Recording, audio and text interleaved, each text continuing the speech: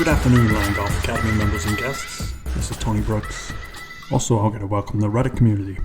In case you haven't figured out by now, we're doing a Reddit series where we request videos that wish to be analyzed, and we just show them up. We do about 3, maybe 4 of these in a video, and we just talk about what I see, and just to help you out. Now, keep in mind, I'm going to say my normal disclaimer that this is not something to take to heart other than just a perception, and what I see doesn't necessarily translate into you, obviously, because I don't know you as a person. I don't know your range of motion ability, your strength, your daily life. I don't know how much you practice and play. I don't know what your goals are. So again, take this with a grain of salt. But let's start out. We have first up is Kevin.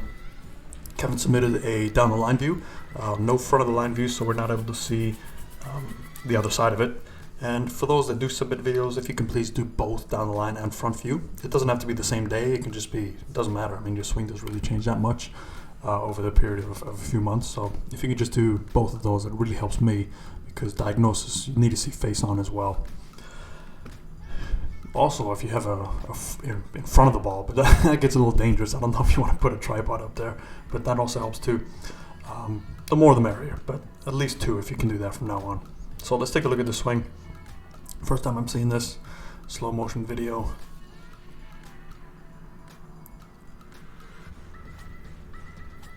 Okay, pretty good move there. There wasn't much in way of information. I'm not sure what the handicap is. I'm not sure how long they've been playing, but we'll just take it for what it is. All right.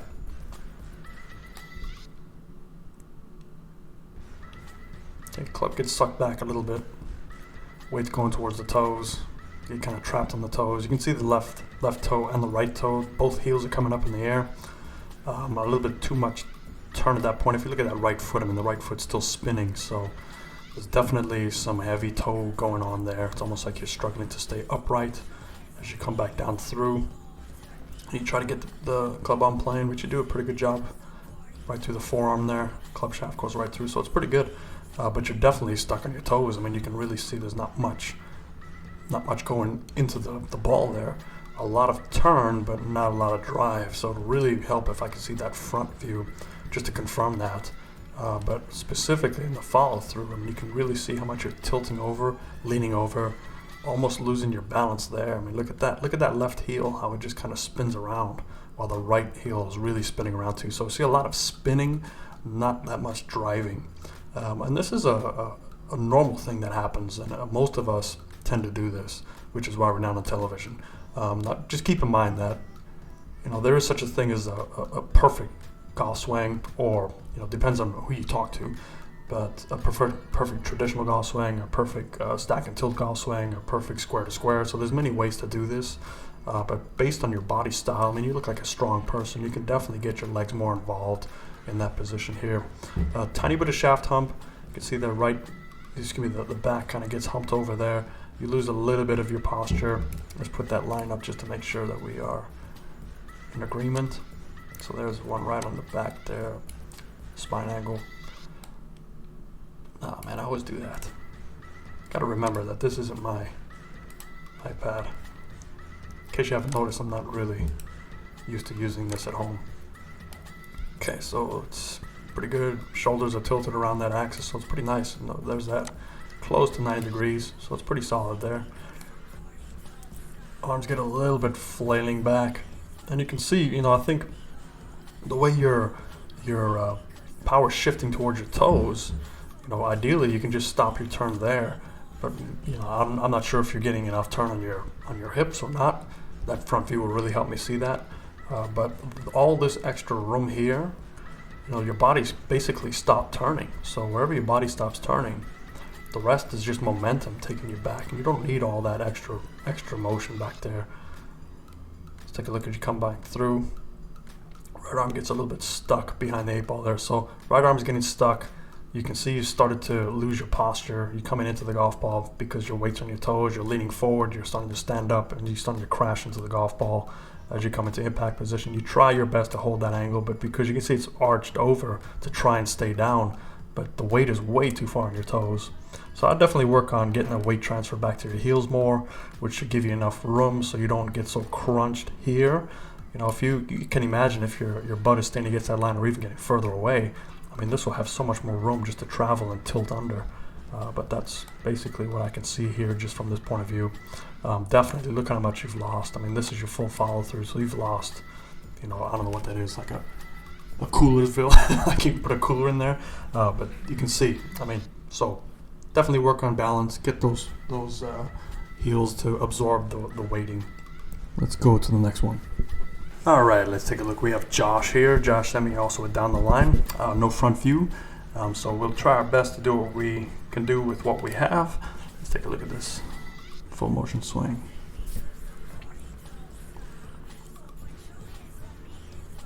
Okay, pretty good move there. See, they got that nice buttercut fade. I love that ball flight. Okay, so initially, I mean, I see a lot of things that you do correctly, but initially, we're going to take a look at a couple of things that my eye can see here. So starting position. So I'm not sure if you're trying to play a fade on purpose or if this is your natural setup, but it would really help to see where that ball is in relation to your feet. So that face-on view would really help me out. But I'm going to assume that it's right in the middle. But we can take a look. I can see your left forearm, which means that you're really set open for a cut or a fade, which you pull off. So I'm not quite sure if that's what you're trying to do, or if you're not aware that you're so open with your shoulders and your arms. And because of that, we can take a look at the way your motion is on the way back. When you really have to pull those hands back inside to make up for all that stuff. You do a pretty good job of staying in your spine angle. I'd say the weighting is going, again, too much to the toes. As you take that club back, you can see your head kind of moves this direction. Obviously, we want it to stay more level. So very deep turn, hands are really low. Top of your swing, now you come on back up. So you go down, then back up, and then you kind of go up and away. So your upper body's doing a pretty good job of pulling away from the golf ball. You drop the club down in the slot pretty nicely.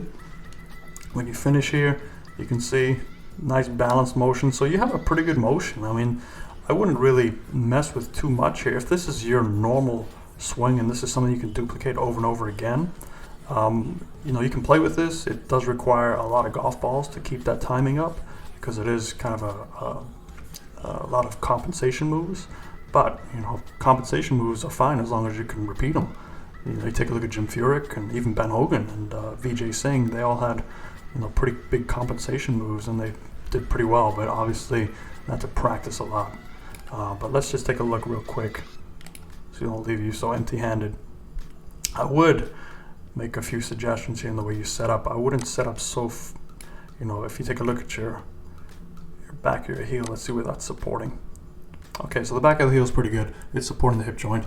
But, you know, this does look a little bit crammed. You know, your arms and hands don't have much room. So maybe, you know, stand up, you know, half a foot, not even that much, maybe 3 or 4 inches back and straighten the knees out so it creates more room for your arms and hands to go through. You just look a little bit hunched over. But let's look at that spine angle line and see if we can hold it. Okay, pretty good. Look, I did it again. Jeez, I need to take like a post-it note reminder to do this. That's the one we need. All right, sorry guys. Okay, there goes that upward motion, losing a little bit of posture. It's not too bad. I mean, you definitely try to hold your angle. You can see you lost a little bit of it there. You know, it's coming up a little bit. That's because you moved into it a little bit. But same sort of thing. I'd just work on your setup. Stand a little bit further away. Not so hunched over. And, you know, you can play with this motion here with that, you know, rerouting a little bit. But I'd also check, if you were not trying to play a fade on purpose, I'd check that shoulder. So maybe just pull it back a little bit to help you get more lined up. But you do a good job here. So there's where you should kind of start. But that's part of your motion. So this is a touchy one. If this was my student, I'd probably obviously want to know their goals. I'd want to know what they're looking to do in their golf swing. Just because we see something that's not right doesn't mean you should change it right away. I mean, obviously, it depends on what the student wants. You know, if the student is happy with this and just wants to be a better ball striker, it's like, okay, well, we can make some small changes, but there's no reason to reinvent this swing. It's a pretty consistent swing. It's pretty solid. You do a lot of good things. So this one's a touchy one. That's the best I can give you without without knowing your case. So let's go to the next one. All right, so we have Simon here. Simon was nice enough to send me 2 sides, so we have face on and also down the line, which really helps me out. It helps me help you. So let's take a look at this motion here. Slow motion. Okay. I think there might be another video here. Yep. Okay, so we're just going to look at that one. Let's take a look at this other one just in case.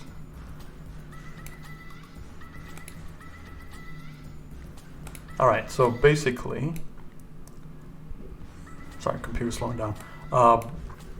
When I'm looking at this motion, you know, you seem like a very strong guy. You say, I don't know how tall you are, but you look well built. So it's clearly an athlete here trying to play golf, and as you know, golf is a very athletic motion. So we welcome athletes. You know, I'm a big believer that. Put it this way: we have to create 2 tons of force at impact to hit the golf ball. The golf club goes from 0 to over 100 miles an hour in less than a second. So it is a very athletic, violent, controlled violent move. Sometimes we try and hit it too hard though. So that grip, it's an interesting grip. You have a somewhat weaker right hand, neutral to weak, and then a very strong left hand. But that can work. It's not. I've seen grips of all types. Take away. Okay, so it's not too bad. A little disconnection here. You can see the arms rolling back a little bit. We don't have that strong triangle here. Take it back. Good job here. So you're definitely pivoting around that right hip. Pretty good. Left knee buckles in enough to allow that left hip tilt. So here's where we start to see a little bit of an issue. Is kind of that lean forward. I'm not sure why my computer's like acting the way it is. So let's move it up here. Okay. Right there. See that shift forward? Now, I get that you're trying to shift the weight forward, and that's a good thing to try and do. However, when you shift the whole body forward, it might cause some issues depending on that ball position. As you come through, you can see your hands have to catch up because they're behind the 8 ball here. And how we know that is basically where your shoulders are at this point in your swing. The hands should kind of be closer to that center point. So you can see you're kind of behind the 8 ball a little bit. So the hand speed needs to pick up. Now there's 2 ways to do that. You can reduce the hands and arms motion on the way back to keep them more connected so they can just keep up with the internal rotation, or your hand speed has to activate a lot faster to catch up to your body. So maybe just too much body and not enough arms and hands to keep them connected. But you can see you do a good job of catching up here. So they've moved quite a bit in those 2 or 3 frames. And they're almost there. I mean, that's where they should be. There's your shoulder, so it's kind of in the middle of that. That's where they should be. So they're about a hand behind. You can see you're kind of throwing that right hand at it to play catch up. So usually I see this when people lean into the shot. You know, they lean in. There's that hand width that they've lent into it, so the hands are already behind, and then they have to kind of throw their hand to catch it at the end. So I would imagine, you know, if this is more like your driver swing and you do this with the driver, you might tend to have too much backspin on your golf ball. You might balloon them on occasion. Definitely pulls and pushes. A lot of discrepancies with your club face when you have a lot of hand motion. But you still get to that left side. Find there's that release. Coming on up. You know, the legs are definitely beating the upper body. But if you take a look here, because of that lean, you can see how much of your upper body's leaning over. So I just see too much lateral lean with the upper body. So, you know, I don't know if you've heard this, but think you're like in a barrel and stay in that barrel and turn more. You will still weight transfer right to left. I mean, you do it almost too much. So by thinking you're in the barrel, you'll part of meet yourself in the middle, and you'll still transfer the weight, but you'll be a little more steady. And then once you start doing that more, then address the grip. You know, you'll notice a little bit more different ball flight. And then if you see that you're still dispersions or missing left and right, or all of a sudden you start rope hooking everything, then you can start addressing the grip. But first is this. But you have strong legs, so you definitely can get through the golf ball fine. So let's take a look at your down the line. All right, Simon, so here we have your down the line. Thanks for sending both of these, by the way. So we're going to take a look at the swing and see if this can help us. Okay, yeah, we can really see the effects here. So let's pause it right here.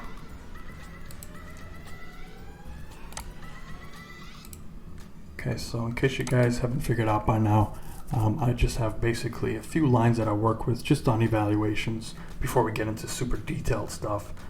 But basically what I'm looking for is the stability of your body. So if your body's stable, less things can go wrong. If we take a look here, body's doing a pretty good job staying steady.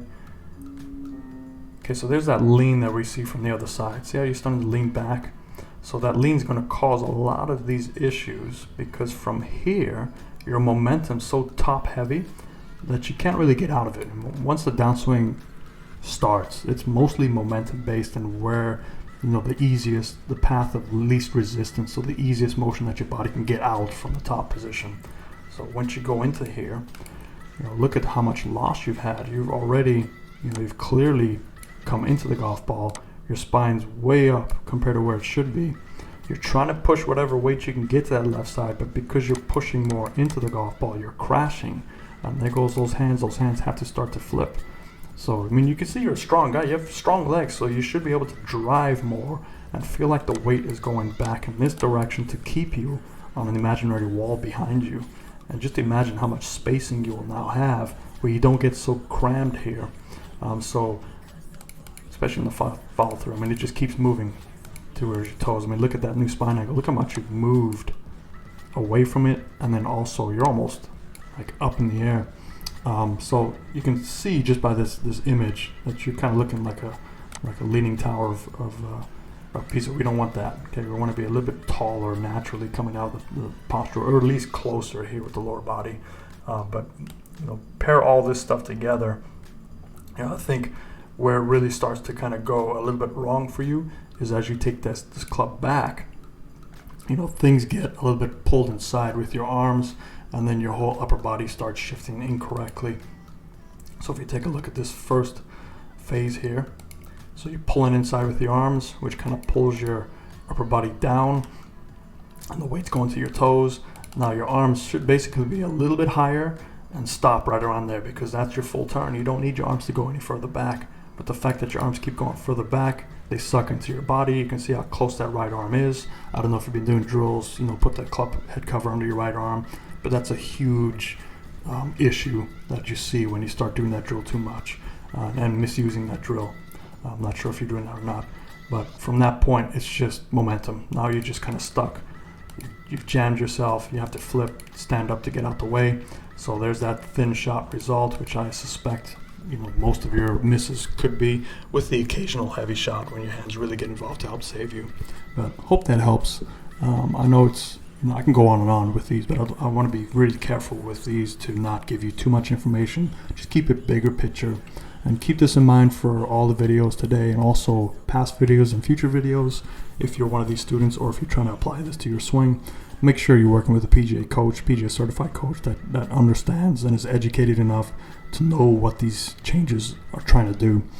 Keep in mind as well, I don't know your range of motions. I don't know your flexibilities. I don't know if there's any issues in your knees or your hips that we're trying to avoid. So some of these moves are because we have injuries. So you know, if you do have an injury and you send me a video, make sure you put it on there so I understand. All right, guys. Thank you so much, and thanks for supporting this, Reddit. I appreciate it. And fairways and greens.